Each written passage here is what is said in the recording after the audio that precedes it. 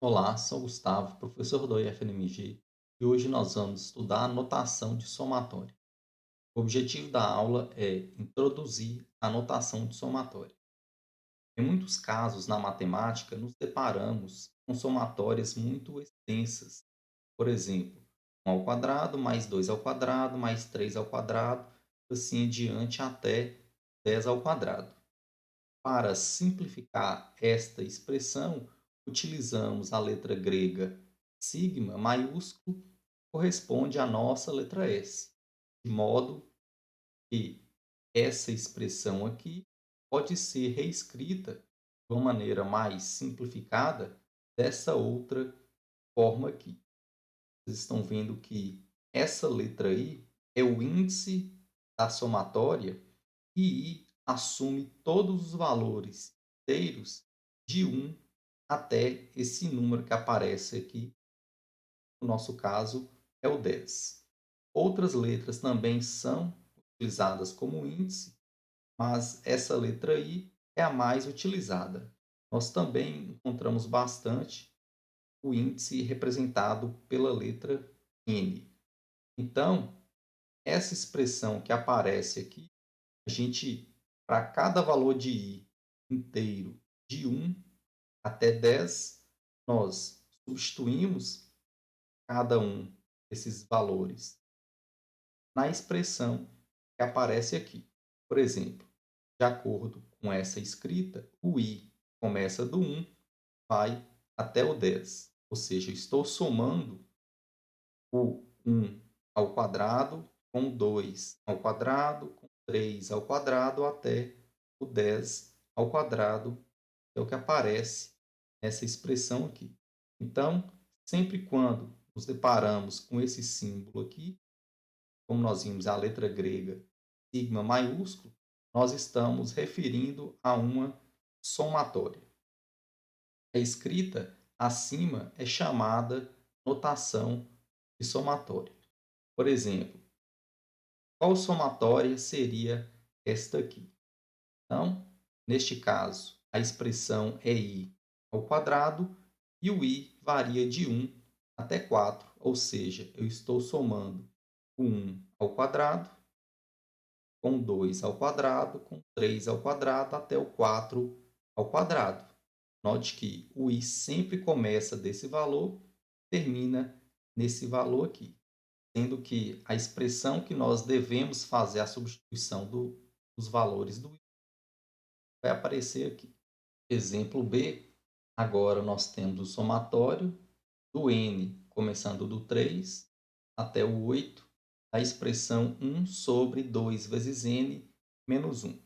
Então, neste caso, o índice, que é o n, começa do 3, substituindo n pelo 3, nós vamos obter 1 sobre 2 vezes 3 menos 1, 2 vezes 3 é 6, menos 1 quinto. Isso que nós vamos obter 1 quinto. Agora, quando o n vale 4, essa parte aqui vai ficar 2 vezes 4 menos 1, ou seja, 8 menos 1 vale 7. Por isso que aqui nós temos 1 mais 1 sobre 7. Se o n vale 5, nós vamos obter 1 sobre 9. Se o n vale 6, 1 sobre 11. Se o n vale 7, 1 sobre 13. Se o n vale 8, que é o último valor para o n, nós vamos obter 1 sobre 15. Exemplo C. Agora, nós temos aqui a somatória do i, começando do 1 até o n, da expressão 1 sobre i. Note que, neste caso, o índice é o i, não este valor de n aqui.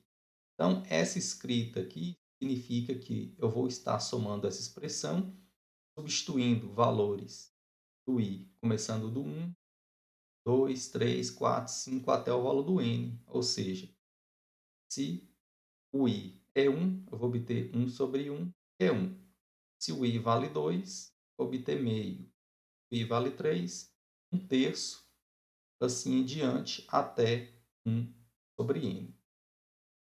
Exemplo D, agora somatório 2 com i variando de 1 até 5. Então, essa expressão aqui significa que eu estou somando 2 5 vezes, ou seja, essa soma é igual a 10. Exemplo: escreva essa soma na notação de somatória. Note o seguinte: cada um desses termos é uma potência do 2. Ou seja, esse 1 aqui é 2 elevado a 0, 2 elevado a 1, 2 elevado a 2, 2 elevado a 3, 2 elevado a 4 e 2 elevado a 5. Então, por esse motivo, eu posso escrever que essa soma é igual ao somatório de 2 elevado a i, com i variando do 0 até o 5. Mas eu também posso escrever desta forma aqui, ou seja, essa escrita somatória não é única. Mas, por exemplo, se eu posso começar aqui do i igual a 1 até o 6 da expressão 2 elevado a i menos 1. Pois, se o i começa aqui do 1, eu vou obter 2 elevado a 1 menos 1, que é 2 elevado a 0, que é 1. Próximo i seria 2, 2 elevado a 2 menos 1, que é 2 elevado a 1, que é 2. Próximo seria o 3, 2 elevado a 3 menos 1 é igual a 2, e 2 elevado a 2 é 4, e assim em diante. Mas também eu poderia começar com i do menos 1 até o 4, mas essa expressão aqui também deve ser alterada para que eu tenha essa soma, pois se o i aqui começa do menos 1, substituindo o menos 1 aqui, eu vou obter 2 elevado a menos 1 mais 1, que é 0. 2 elevado a 0, que é 1. Próximo i seria i igual a 0. 2 elevado a 0 mais 1, que é 2 elevado a 1, que é 2, e assim em diante. Então, vocês estão vendo que a maneira na qual eu escrevo a soma em termos somatória não é única. Exemplo. Agora considere essa outra expressão aqui. Como é que eu posso escrever essa expressão em termos de somatória? Inicialmente, note que o número que está aqui mudando, né, de um fator para o outro, essa soma, é justamente o subíndice dessa variável x aqui. Então, aqui nós temos ΔX vezes o f do x1 asterisco mais ΔX vezes o f do x2 asterisco até o n. Então, esse ΔX aparece em todas as expressões, por isso que aqui eu repeti o ΔX vezes f do x e asterisco com i variando de 1 até n. Então, eu posso escrever essa expressão dessa forma. Na verdade, essa expressão aqui vai ser bastante importante quando nós formos estudar a definição de integral definida. Observação. Note o seguinte: 1 ao quadrado, nós sabemos que é igual a 1, mas esse 1 é dado também por essa expressão aqui, ó.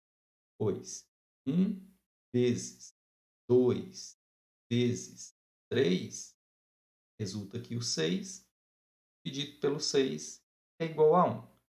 Mas, se eu fizer aqui 1 ao quadrado mais 2 ao quadrado, 1 ao quadrado é 1, 2 ao quadrado é 4, então essa conta resulta em 5. E o 5 pode ser escrito por essa outra expressão aqui, pois 2 vezes 3 vezes 5 dividido por 6, posso cancelar esse 6 com esse 6 aqui, sobra justamente o 5. Agora, se eu fizer 1 ao quadrado mais 2 ao quadrado mais 3 ao quadrado, nós vamos obter o 14, que pode ser dado por essa expressão aqui. Agora, suponha que eu queira calcular essa soma aqui. Será se nós conseguimos obter uma expressão semelhante a essas que apareceram aqui, de forma que eu posso fazer essa conta de uma maneira mais simples, de acordo com esses três primeiros exemplos aqui, nós podemos conjecturar, né? Por exemplo, se eu somar aqui 1 ao quadrado, eu tenho essa expressão. 1 ao quadrado mais 2 ao quadrado, note que eu substituí esse 1 pelo 2, esse 1 pelo 2 e esse 1 aqui pelo 2. Agora, se eu somar aqui até o 3 ao quadrado, eu substituí aqui pelo 3, pelo 3, pelo 3. Então, se eu fosse somar aqui até o n ao quadrado, a gente poderia pensar que eu posso calcular essa soma através dessa expressão aqui. Pois, como nós vimos, isso aqui termina em 3, aqui eu coloquei o 3, 3 e o 3. Então, se eu somei até o n ao quadrado, a gente poderia conjecturar que eu poderia substituir aqui o n mais 1, e aqui o 2n mais 1 sobre 6.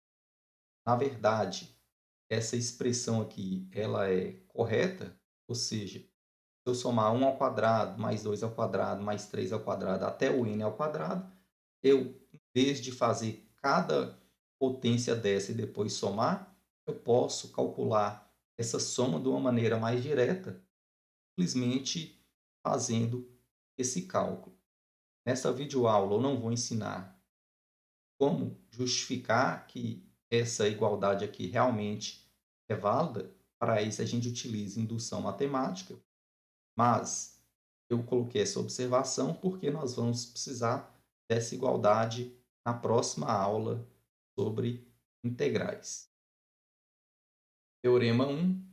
Se C for uma constante qualquer, isto é, não depende de I, então somatório de I variando de M até M do C vezes AI.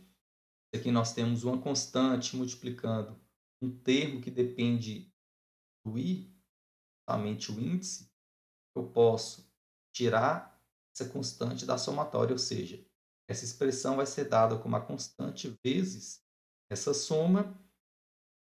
E aqui eu tenho AI mais BI com I variando de M até N.